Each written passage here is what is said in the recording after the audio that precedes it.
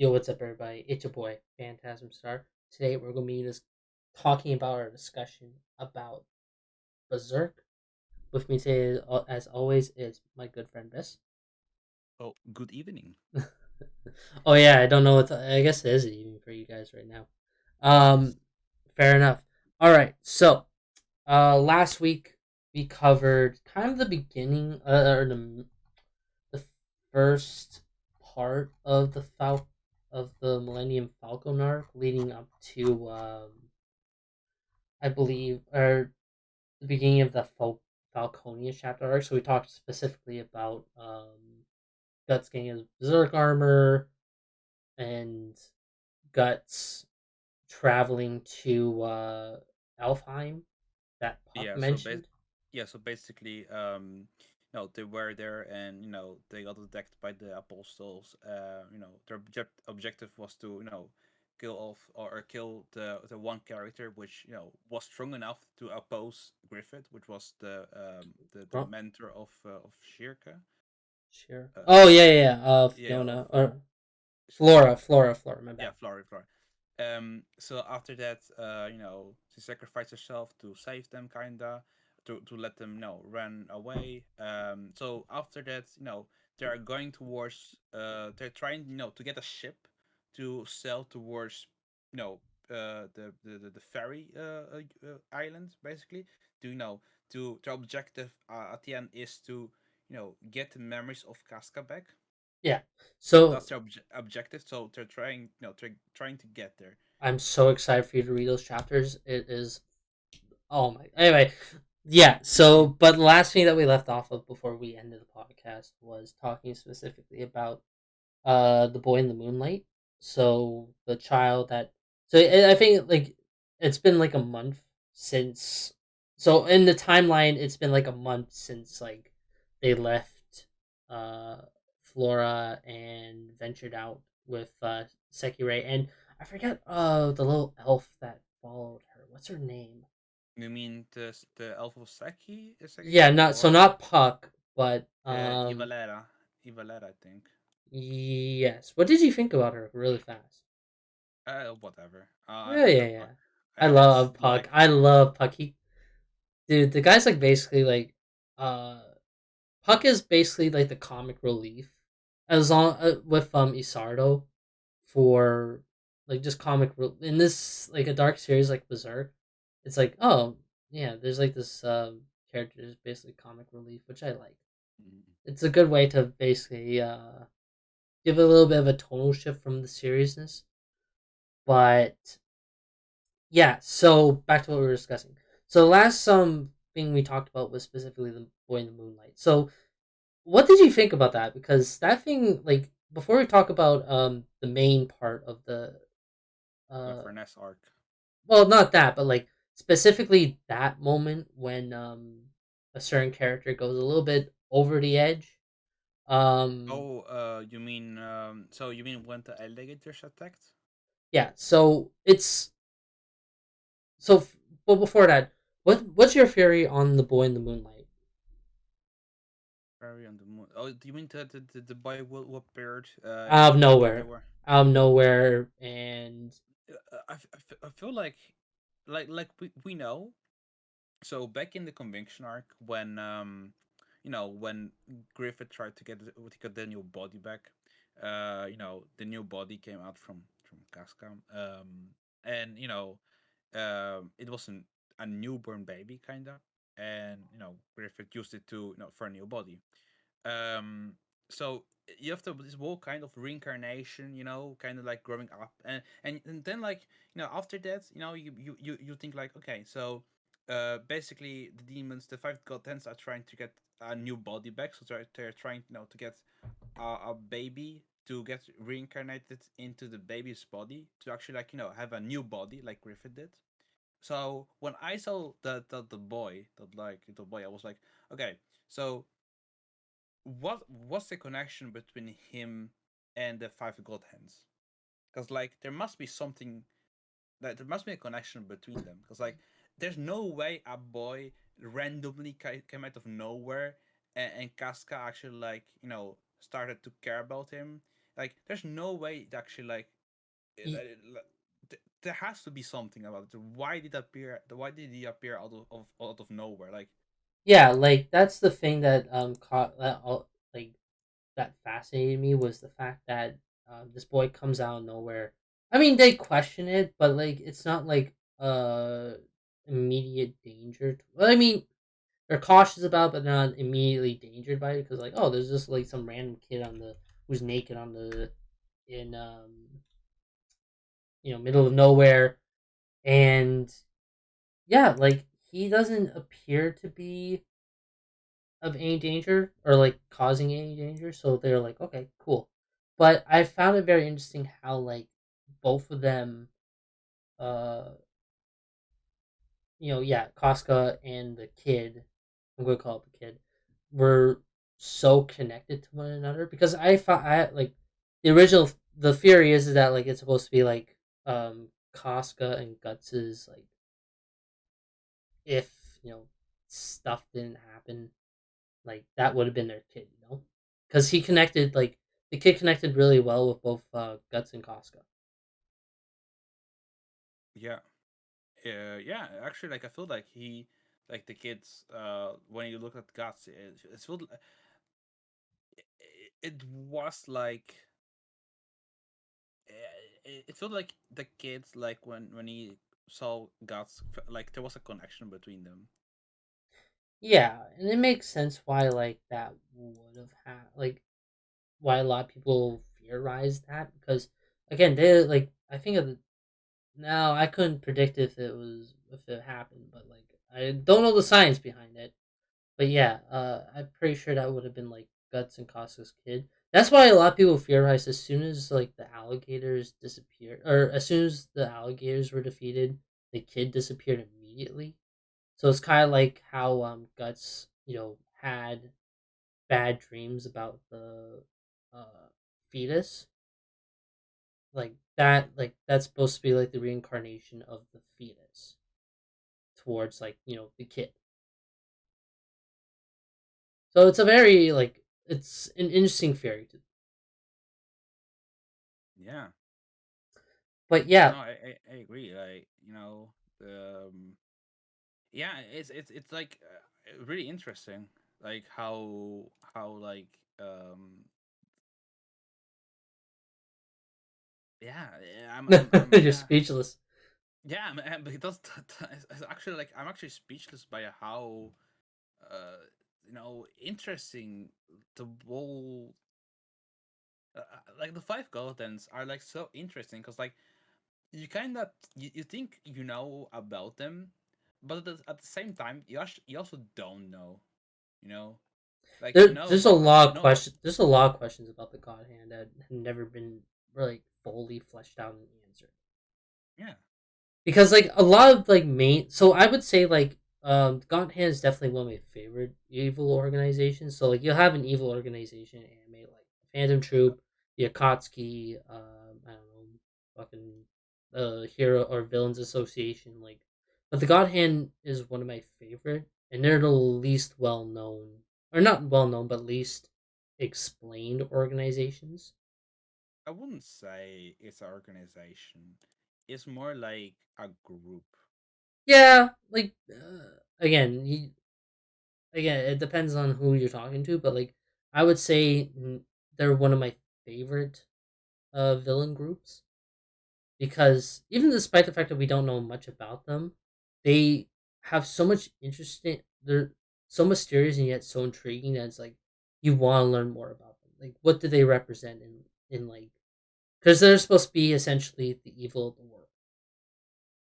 They are the evil towards. They are like the concept of evil. But like then again, it with the addition of Griffith, it doesn't feel more. It doesn't feel like they are the evil. It feels more like they are like the villains. So like um, it feels more like they're the villains because of Griffith. Of If Griffith didn't enter there, is they actually like where like they're supposed to be to represent evil, but it doesn't feel like they're actually like a conceptual evil. Yeah, I mean, if you like, this is why I love fucking Berserk. Berserk is just that you can determine each character as many as in different ways as possible. So like the God Hand could basically be like the truth of the world or the idea of evil, like so many different things, and that's why I love them.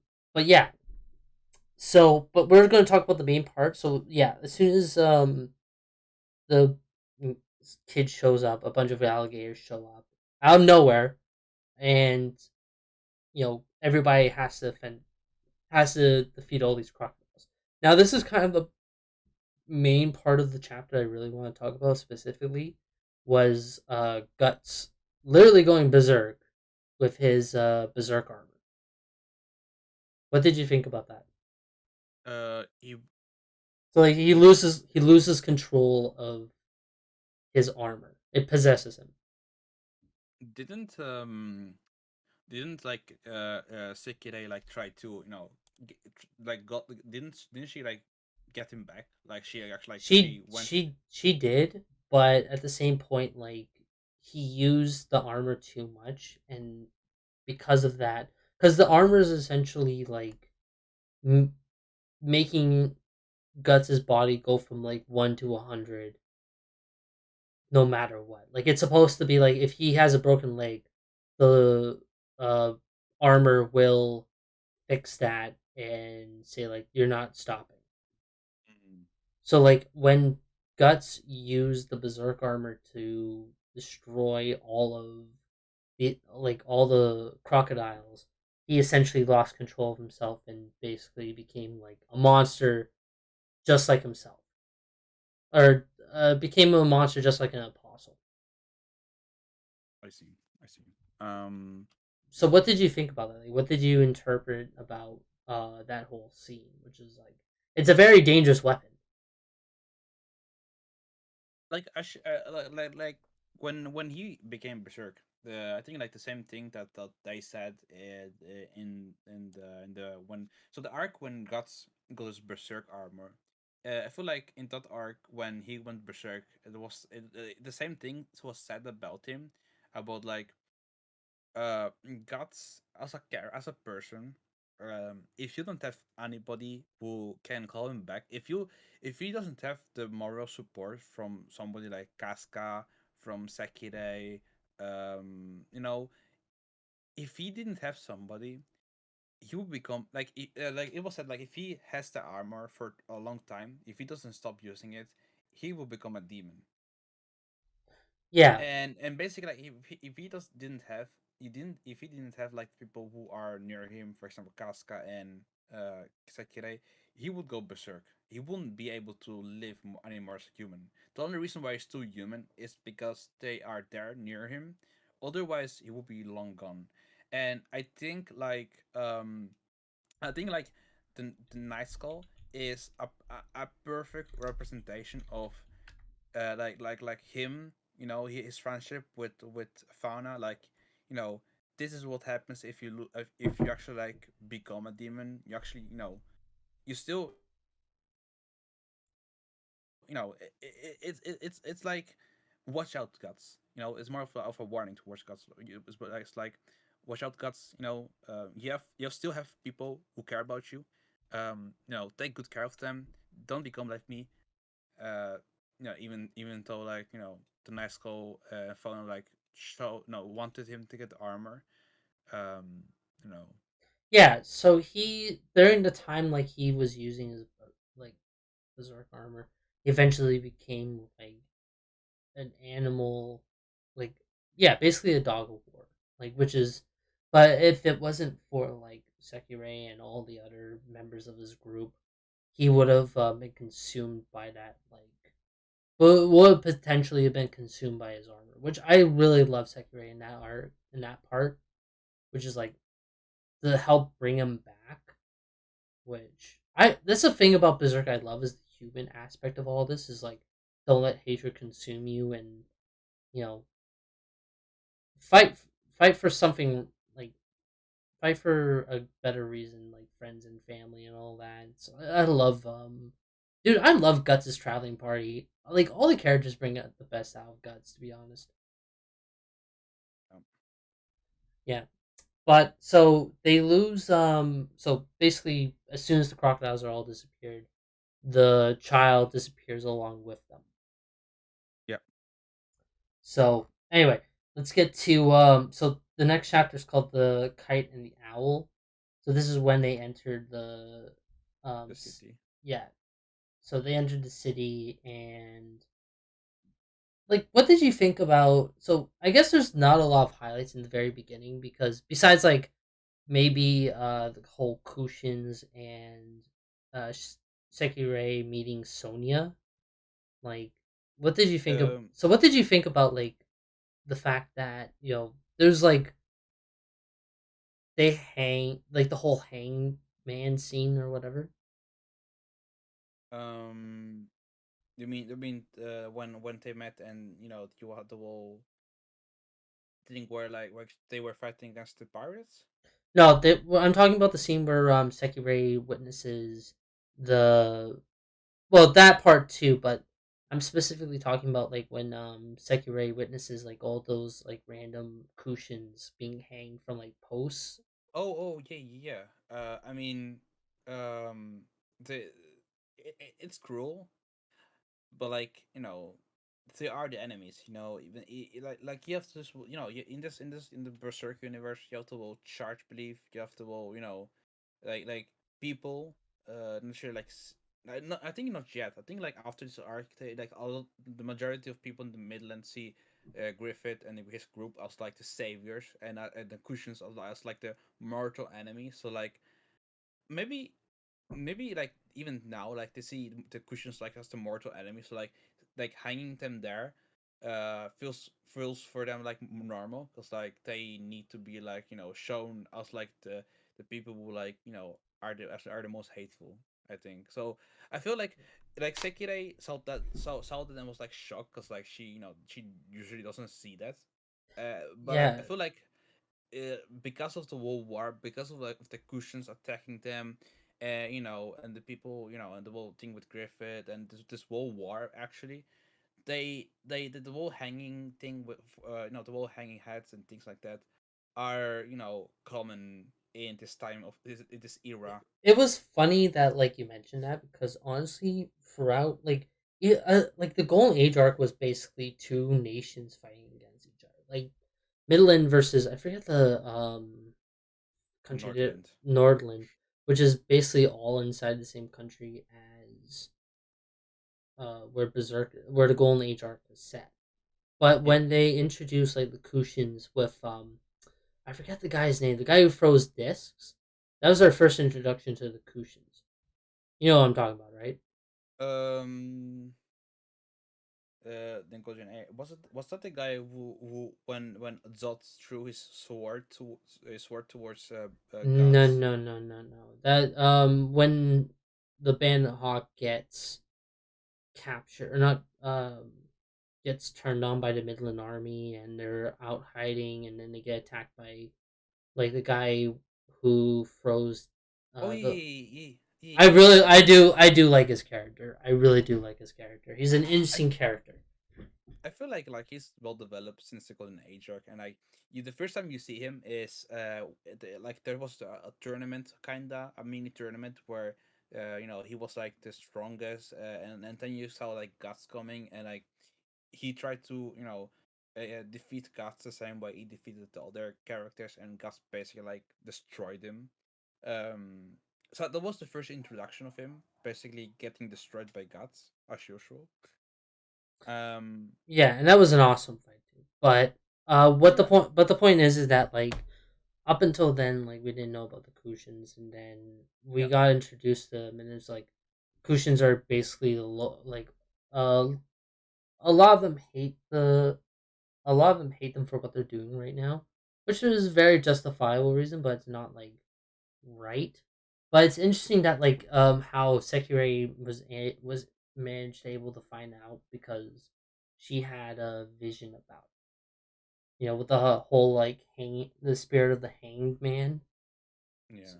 So because I think that Sekirei never really got to experience what the outside world was like up until then, so it was an interesting. So I felt like it was interesting, but yeah, let's talk about Sekirei and Sonya, like the whole like that whole moment plus the whole like introduction to the pirates who I love. I mean, they were just funny. I mean, what did it actually do? They were just there to show. I think Sonya, the girl in the Griffith party. Yeah, we actually never talked about Sonya all that much, to be honest, because Sonya I is like Sonya's like I feel like an interesting character because like she she's she's human, right? yeah, she's a human, but I find more interesting is the fact that she's neither Afraid. afraid or intimidated by like both Griffith, especially the apostles, because that scene Yeah, where her and what's his face, you know what I'm talking about, like the guy who I forget his name. the archery or the like just the one who like has the strict eyes. What's the guy's name? Band of the Falcon. Band.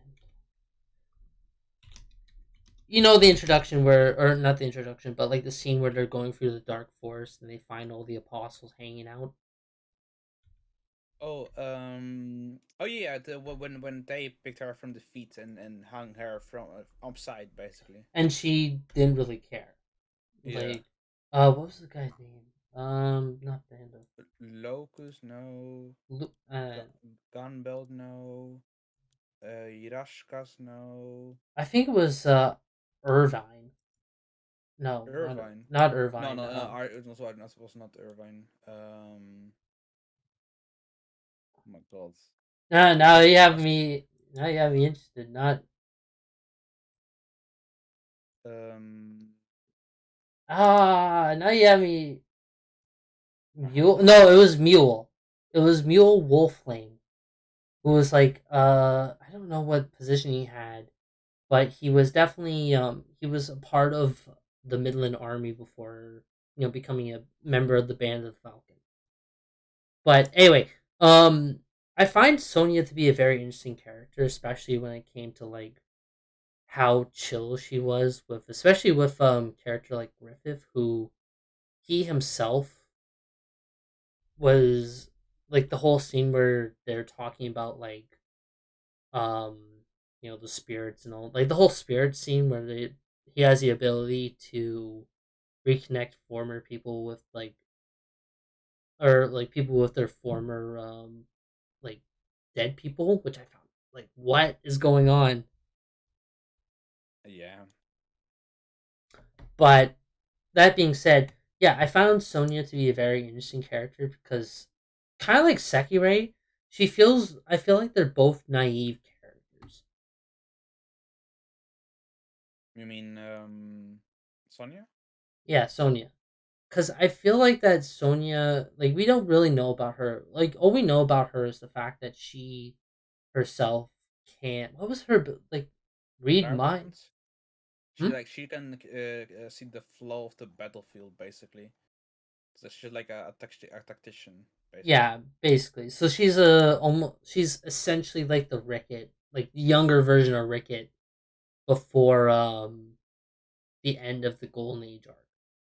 Wait, could Ricket see the flow of the battlefield? No, no, no. But like, you know how like the band of Falcon has like all of its members based on most of them are based on like characters from the Oh, band of Hawk. yeah, Like Grumble is Pippin, yeah, uh, yeah.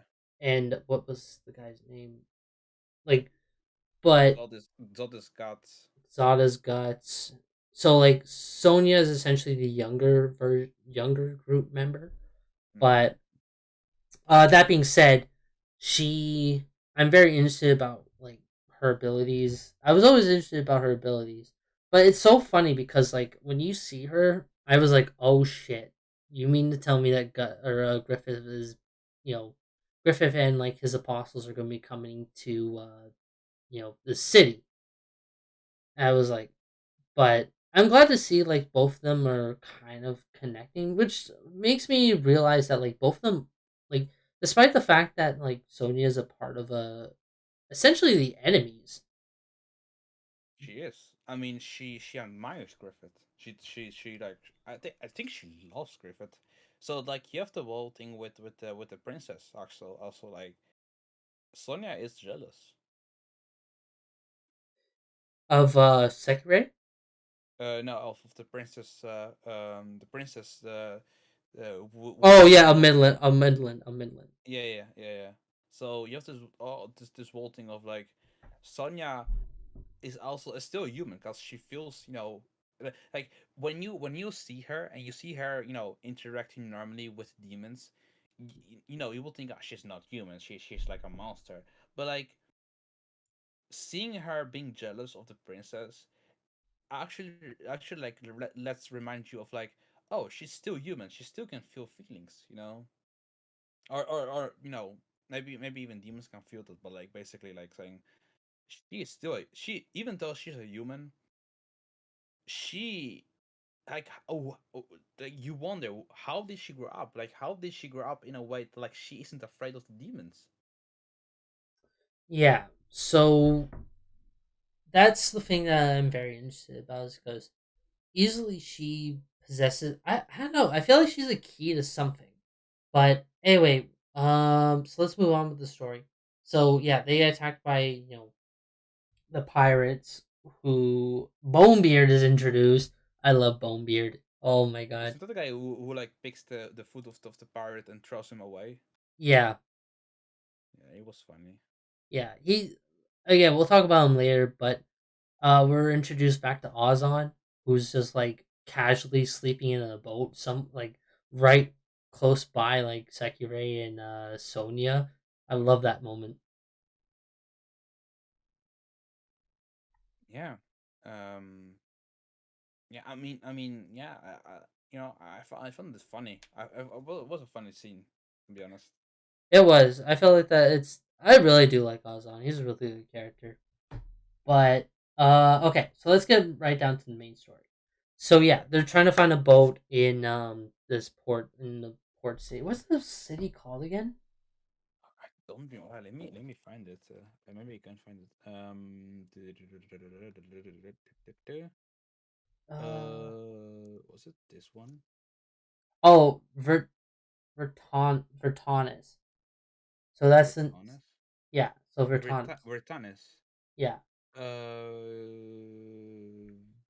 Yeah, it's the Vertanes. So they enter Vertonis, and what they're trying to find is a boat right now because it's revealed that Elfheim is almost on essentially on the other side of the world. Yeah, So in order to do that, Seki or Farnes has to go to her father and talk to him about grabbing a boat. yeah, But in order to do that, um, she has like her father is essentially like says like what are you doing, what like why are you doing all this, and she exchange at the end she exchanges her life so that way Guts can continue on his journey. This is what I love about Furnace is she becomes such a well developed character. From like she goes from like this religious nut to essentially this character that actually has like becomes like a selfless person. mm. What did you think about all that? Furnace, even before this arc, she was an interesting character. Where like her admiration towards gods, her her way of like her change in how she thinks, her character development, which is, her character development is really big. She basically, what she was like when she was a kid, when you saw her backstory, you saw like she was normal at first, but like slowly, because of her whole, surroundings and the whole church thing, she slowly started to become more and more crazy. Which at the end she puts the house on fire. She put the mansion on fire, I believe, or something like that. Like no, she set uh fuck. It wasn't like a part of the mansion that like she should put on fire. No, she actually yeah, I believe so, yes. But she Yeah. So also killed um oh fuck, how is this not how is this eluding me right now? Got what's freaking Isardo? Is not Isardo. the mother of of Isardo. Like, Of nah, how am I forgetting this? He's actually really one of my favorite characters. My brain's somewhere else right now. like I mean, Serpico's mom. oh, Sarbeco's mom. Oh, okay, okay, yeah, yeah. I mean, that was yeah, naturally, yeah, she did it. So basically, like after that, um, and because she did all of that, she was called the crazy daughter. There were no one who wanted to marry her, so she was sent to the military part in the church. She actually went to the church. She became a soldier of the church, the whole Inquisition thingy, and with that, she became more and more crazy. She started to believe more and more about about God, and the whole church system in the berserk universe. And and then we arrive at the current timeline where she you know tries to find guts, because like they see guts like as a guy who like isn't faithful to God. So they find him. The whole thing happens with him between guts and for Fen, or wait, fuck, I forgot the name. Fuj, I forgot the name. Fujitora? No. No, the ah, damn it. Fairness. So basically, she, saw for the first time she actually saw the demons. She was scared. Then you had the conversation between Guts and Serpico. About her, and Like, and, and then and then like the conviction arc started. After Gus arrived there and the whole thing happened, she saw like Gus fighting against the angels, apostles, kinda, and like she started to not she started to how do you say it, to believe believe minder, or she started like to see Guts as a like as somebody who like can force his way through everything. Basically, like he was a force of nature yeah, which denied everything she believed in. Basically, yeah, like the whole scene where the horse, like the whole dog and horse thing. It basically like after the conviction arc really opened up her eyes, and she became a really like even before like during the conviction arc she became a really fleshed out character. But this is the character. But this is the part of the story that I really liked her character because she's willing to sacrifice like her journey of becoming. Wait, did you find out about what she wants to become? after or before the Doesn't conviction. after the conviction arc with She Sekirei. Oh, she wanted to study magic, right? Yeah, so she wanted to study magic underneath Sekirei, and she decided Yeah, to sacrifice that so Guts can get the boat. continue his journey. Yeah. So, yeah, um, so they end up trying, or she ends up sacrificing that journey, so that way she can follow, so she can essentially become her follow her father's wishes and marry Roderick. And you also get introduced to Magnifico, who both characters I absolutely love. Um, the guy with Magnifico, right? Magnifico is her like I was mind blown by this, but I forgot that Serpico and Magnifico are essentially her brothers. No, no, the guy with the black hair isn't his brother. Not Roderick. Not Roderick. But Rogic, Magnifico. Rogic is amazing. Rogic, like already his introduction, and after went on the boat, and his conversations with Guts is such a charismatic and good character. Like when I first saw him, I was like, okay, this guy, something behind him is happening. Like it feels like he is like an evil guy, but after when they escaped with the boat, I really liked him. Yeah, I really like his character. I think he is a really interesting character altogether. Like I love yeah, his whole introduction because I'm glad he's one of those characters that was a little bit more fleshed out than just being an opposition. Yeah. Because usually when it came to oh, in modern TV, like it's always a thing, which is like, oh, this one guy who's introduced is essentially like a blockage from like the main characters falling in love. Which I'm not saying that Farnes falls in love with Guts, but I mean, kind of. But we'll get. I mean, It's understandable. I fall in love with Guts too, but kinda. I don't know. I think it's I love those parts. Even the second. Anyway, but he essentially becomes like the key factor. Him and Roderick and Magnifico are very key characters in this part, and I absolutely love them become more than just like oppositions for the characters, you know. Mm, But anyway, yeah. So she agrees to marry, or Farnes ends up agreeing to marry him and allowing Guts to continue his journey, but Guts is not okay with that. He's like, "No, you're coming with us." definitely. I mean, Yeah. yeah, like she's like, I wouldn't say she's been there from the start, but she is a she is a very essential character to both Guts and especially Casca. Like almost like I said, kind of a caretaker older sister type. Yeah. Uh, I mean, for an S is an older sister type too, Casca. Yeah, yeah. So they end up saying like we're gonna storm the palace on like the congregation day, and we're going to stop the wedding. So they enter. So I forget who allows them to sneak underground, like through the catacombs. But yeah, they end up. So dude, this was a very underrated fight in my opinion. Guts versus Serpico. Because I know that they fought each other once back in Conviction Art, but this is kind of Yeah. like the this is kind of like almost an actual fight between them.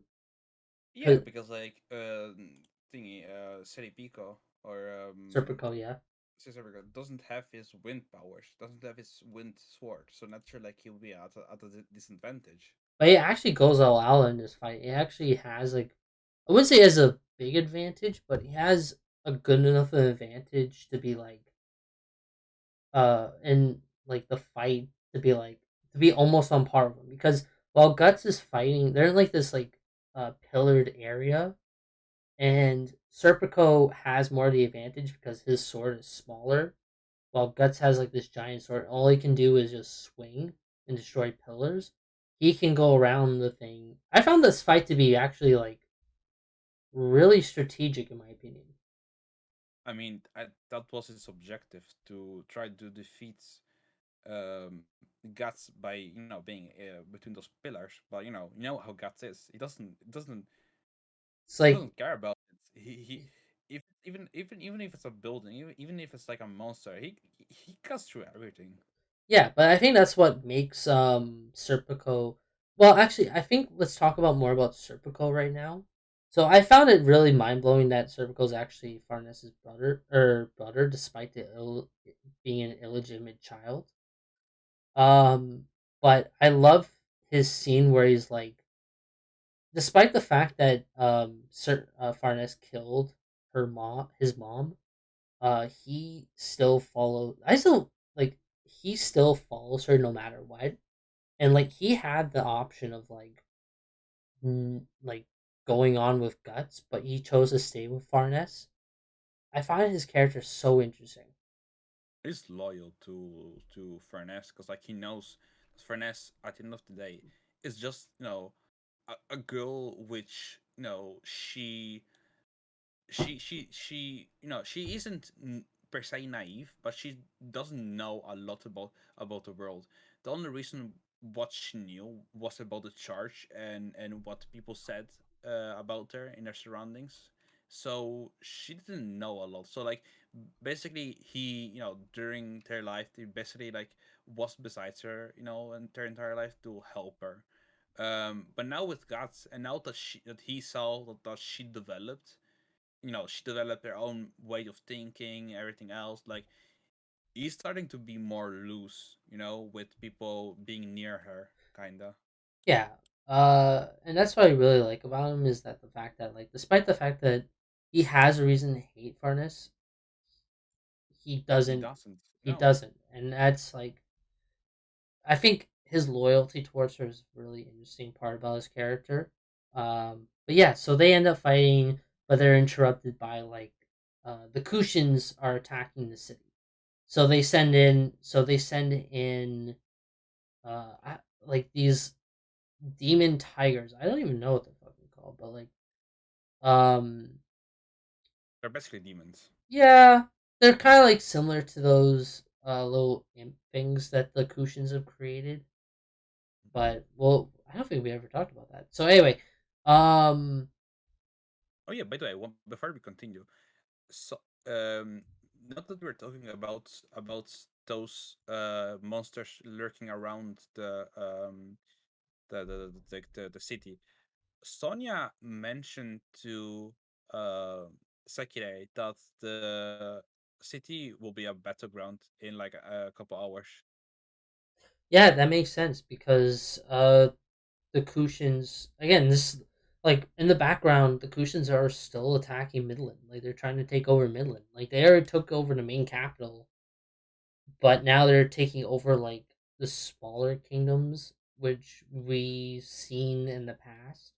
So like when Isardo's in not Isardo, when Guts faces off those Kushin assassins, like that they're essentially taking over the they're taking over Midland and take.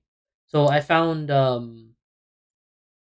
I wasn't surprised, but I was still caught off guard when it happened because like where are all these like alligators and tigers coming from?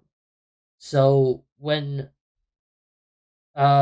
yeah, so we're at the banquet hall and that's when the Kushins attack, or that's when Guts interrupts like the whole ceremony, and that's when the tigers attack. That's when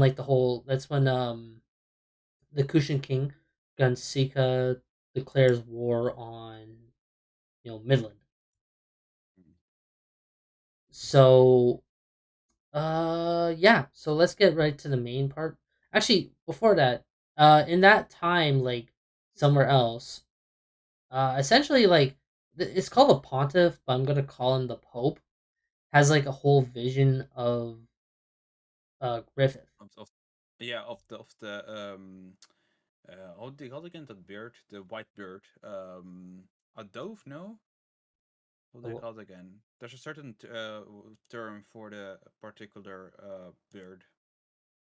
Um, weird. white bird. Like the white bird represents the Griffith basically. Uh, I know that he has a vision of a white hawk. is it? Oh yeah, it's a white hawk. Yeah, yeah. Yeah, so that's what he's dreaming about. And he's basically a dying person. And he has a very like high. He's very high up in the religious. He is the Um, highest. he is the highest. He has like this whole like vision of a white falcon. Dude, I love. This is what I love most about Griffith is the fact that you know even the highest member of this like church, the one that uh, Guts faced off against, they see Griffith as more of a messiah than like just some random guy. I mean,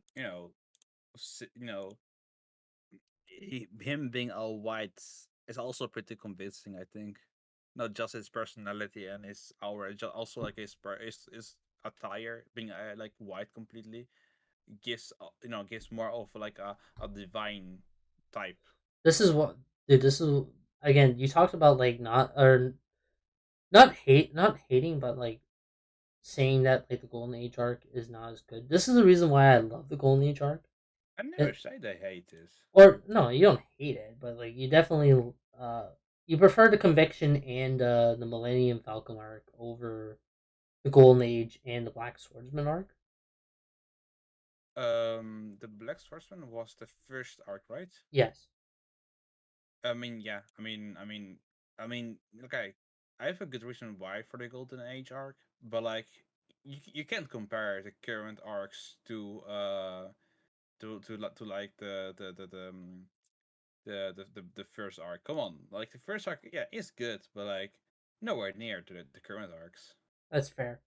Well, each one of them had, but this is the main reason why I love.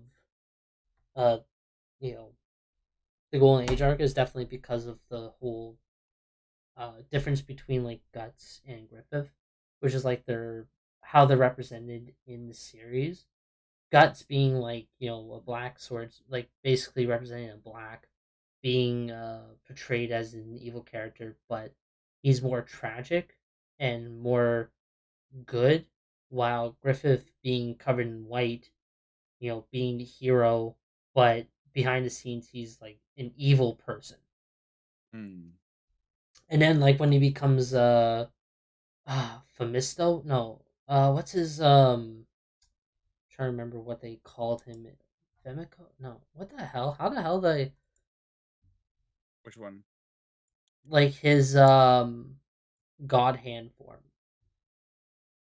Um, Hold on, looking it up. How the hell did I forget that? Scotland where white What's the name? femto femto Fement, femto fem, femto femento. femto femento femto Yeah. femto. So Yeah, when he's reborn in Femento, he's covered in black too. So I love yeah. that. So the fact that like this religious figure is having this vision of a white falcon representing Griffith is like it's kind of like a black sheep. So I found that so interesting. So yeah, he has a vision about that, but so now we're cut to Gut or the Kushan Empire's attacking city.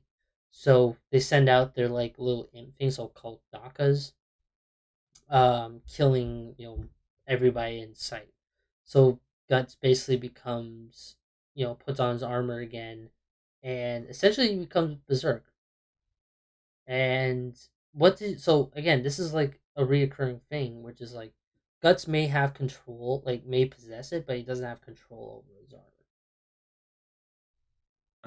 Yeah, I mean, that's if you want to defeat them, you can defeat them on normal terms.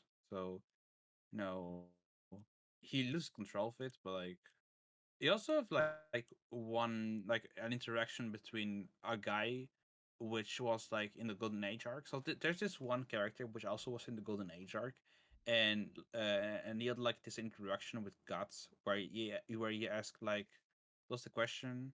Um, like he remembers Guts being the commander of the band of the Hawk. Yep, yep, yep. But wait, which character is? It's the guy with the like short, like the his hair is short, but like it's short, like he has like a shoulder length hair, kinda. Children Leave Here. Uh, it's like right after right after the it's at the beginning of chapter 264, basically. 264. Okay, I'll check it out later. But yeah, so he loses control again and is possessed by like kind of like the inner darkness within him.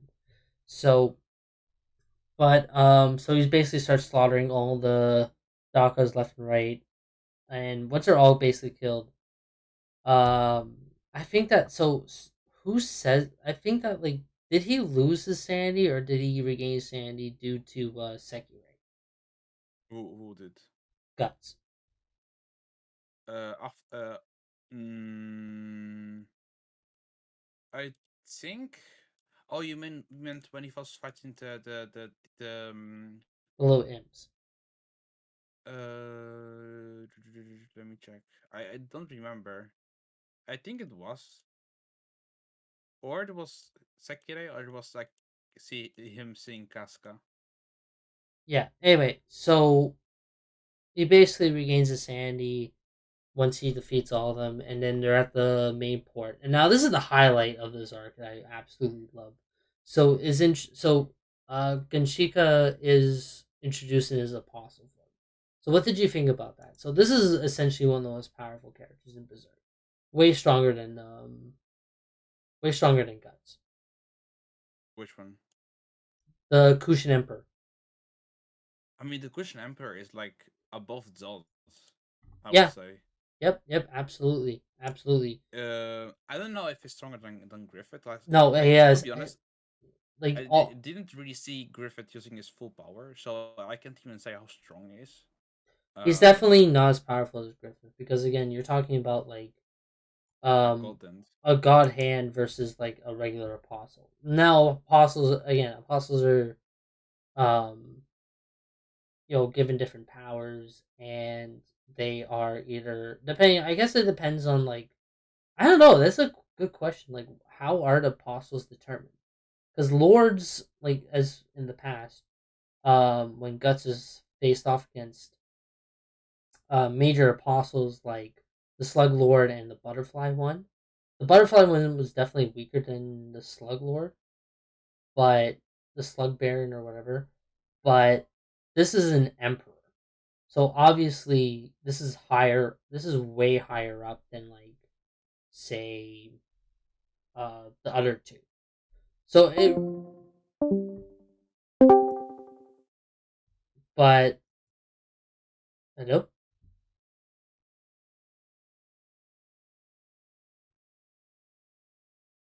Hello? Hello, do you hear me? Yeah, I hear you. I guess my Wi-Fi went off. Um what was I saying? About the Cushion Emperor, about being very powerful, and like him being more powerful than like not like being an apostle, like apostle not being able to beat Griffith or Godend. Yeah, so it is impossible for him to beat. But that being said, he does possess like an actual threat to Griffith. That's why Griffith's main objective right now is to like defeat him, and that's why like the whole war between them starts. But anyway, let's talk about the main part, which is Guts and Zod creating their alliance. What It did you was think? amazing. It It, was amazing. it was uh, amazing. it was so cool seeing like Zod coming there. He flying and be like, okay, you know, I need to defeat like my top priority is the Cushion Emperor, but you're also an enemy, and Gus Zod was like thrown to the ground by the Cushion Emperor, and Griffith like went on his back and was like, okay, Zod, fly.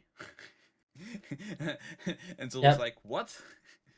And so basically, after talking a bit, they were like, okay, we're gonna team up. We need our objective is the same. We need to defeat the Cushion Emperor. So they went. They no they went against him. I believe they found out that like his weakness is in the core or something like that. Like he's a core somewhere. Yeah. So it's revealed that like I don't know. Was it Zod? It was definitely Zod. But it was really interesting that like um, these guys who are essentially enemies decided to team up with one another because they faced off. This is what I love about Zod. They faced off against one each other in the past. They met each other on multiple occasions. Either Guts has faced off against them, or even like Zod has saved Griffith and Guts on like multiple occasions. But the fact that they decided to put um, they decided not like put aside their differences and work together was easily one of the highlights of this chapter. Especially when like the Kushan Emperor decides to attack them and it it doesn't work. I love that moment. Like when he fires that lightning bolt against them and they just like they feel it, but it's like they can still press on. That was But such a cool moment. yeah, it was definitely amazing. So they don't defeat him, but they basically make him retreat. Yeah, So and once that they do, they Guts and the rest of his party end up jumping on the boat and start sailing out to Elfine. So that's when Griffith appears, and that's when the main. So that's when so Genshin decides to retreat, and then the Pope shows up and declares Griffith as a religious figure, savior. as a savior and Yeah. a religious figure. He creates basically a religion behind Griffith and causes all the people to end up following Griffith to go fight Kushin Emperor, and he creates kind of like, yeah, like you said, a Cthulhu type character, which is almost like his release form, but not really. Which what did you think about that? I thought it was like creepy, but also really cool. Like they're like it was scary also. It was interesting. I wanna like so this week I'm gonna read more naturally. Yeah, So where we I wanna yeah, so where we are is essentially the where you left off, and oh my god, the next. I'm glad we left off of this because the next couple chapters is gonna be fucking amazing. Like it is. easily It, one. I'm not gonna say easily some of the best artwork and some of the best chapters in Berserk, in my opinion. it feels like that's the case. But Yeah, also the arc between those two things between the fight between the Kushan army and um the Kushan army and the Griffith army, or the Emperor becoming the Cthulhu monster. um you also have the mini arc where some pirates attack the ship they were on, and the reason why I like the how was the character called, the one who marries Bonebeard. the one who marries Funfair, Oh, Roger. Roger. Like this arc where the pirates attacked him, or just where they attacked the ship, and he basically like took control of the stern, and he was basically like, okay, listen here, this is how our ship is like, how we like how we like destroy the ship, and how this is like a warship basically, and just his charisma, and him like letting like showing like how you know um how to easily outmaneuver the pirates and sink them. It was such a cool scene, or like moments.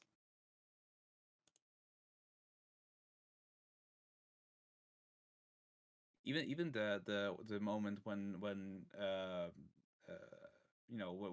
Casca fell into the sea, and Gus tried to save her. A lot of good moments. Yeah, so they're brought onto the ship. I think, yeah, I definitely really like Roderick. He's a really good character. But yeah, Yeah, you. it was. Sorry, Yeah, go ahead. So good. it was the one who attacked him was the character in the earlier parts of the arc, which attacked at them in the docks. Yes. Oh, actually, one more thing that's a highlight is Daiba. You got introduced to him. I found a really interesting character. Taiba was the He was basically like not the mind controller, the the guy who created all those characters, like all those like crocodiles, tigers, and elephants. oh yeah. So I don't know. I found he was Oh, basically the main source of all of them. So I found that interesting. Uh, another thing was the berserk, or the armor that Guts is having, or that Guts has. In chapter 290, you actually like see you see it like talking to itself about like one day, uh I'm gonna get control over your body, and all the things that you loved are gonna get go away basically. um which I really like the goddess battle against his own self, against the armor, against his own darkness. And it's really cool. It's really cool how uh, how it is like, how this all this written into the story. so I guess my main question is, before like we end off, what do you think the Kushin Emperor's main plan is? Because I feel like that it's more like, if we know Berserk, because there's two sides of the both worlds. So you have the human side, and then you have like the fantasy and demon side. And we all know that the Kushan Emperor is an apostle. Like we all know this. Hmm. But why do you think, he's rebelling against the God Hand, unlike other apostles. because he is an apostle which as a bigger charisma, he thinks himself as also better. But isn't he like an ancient apostle, something like that?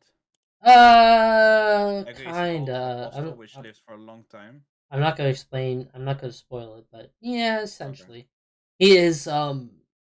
Again, he's a chosen one.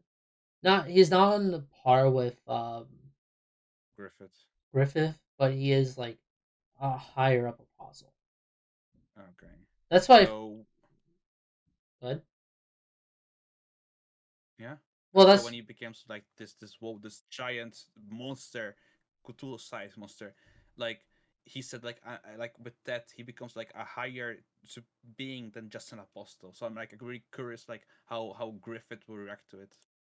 yeah, essentially because again, the hierarchy in Berserk is like more than just like you get one, like you get a bailiff and you become powerful. It's like no, like here you become um a lower form like that, a lower form apostle like the butterfly to essentially Griffith, who became like an upper like became more powerful than Hmm. most like. But I found it interesting that like what's his main objective in specifically going after Griffith and going after Midland, and the fact that Griffith created his own army because of the help of the Pope, that made all the people surrounding him become like followers of him. You know what I'm saying? Yeah, I mean, yeah. First of all, a lot of apostles knew about Griffith being a god then, so and a lot of as you've seen in the beginning when he formed the new band of the Hawk, like you saw a lot of different characters of different apostles which joined him. Basically, were mentioning like I'm interested in how the story will progress with Griffith now as as one of the goddens, because like they know Oh like Griffith is different from the other goddens basically. yeah, like again, when we reach, so we'll talk about this next week Okay. because this is when like I love this part of the story. It's such a fucking good episode, part of the series. Untitled Honestly, Chapter. listen to it or read it, and then in the background have like forces playing. It's amazing. You'll know the right timing. But yeah, I really love. I would say this is like a very underrated part of Berserk because a lot of people really love like the Golden Age and the Millennium Falcon art. But I feel like this is a very underrated part of the series Mm, because I found, despite the fact that it was like uh there was a lot going on, it still was really good. it was. It was. But yeah, is there anything else you want to say before we finish off? Um. Well, I mean, I am really enjoying Berserk. I think it's I think I need to redo my top tier my top manga list and see where Berserk ranks. But hey, I still need to finish Berserk, so we will see how the end will be. Yeah, Um, yeah, I would. Well, definitely, dude. We can actually talk about that whole like that episode in for like an hour. Like the we also whole yeah, we actually like talks for quite a bit this episode. So which one? for this for the current one, it was it's quite long already. Yeah, like in one chapter we were just talking about maybe less than like I would say about like 20 chapters, and that was still like there's a lot less than 20 chapters, and there's a lot to dissect. Yeah. But yeah, I still love that you're reading it, and I'm excited for next week when we talk about easily one of my favorite few chapters in manga, and that's high expectations for me. Well, I'm excited to see. we will see next week then. All right. Anyway, I hope you guys liked this episode. I know I did. I know this is definitely liking these chapters, and I hope you guys please like, subscribe, comment. It means so much to me. Until then, have yourself a great day. Bye. Bye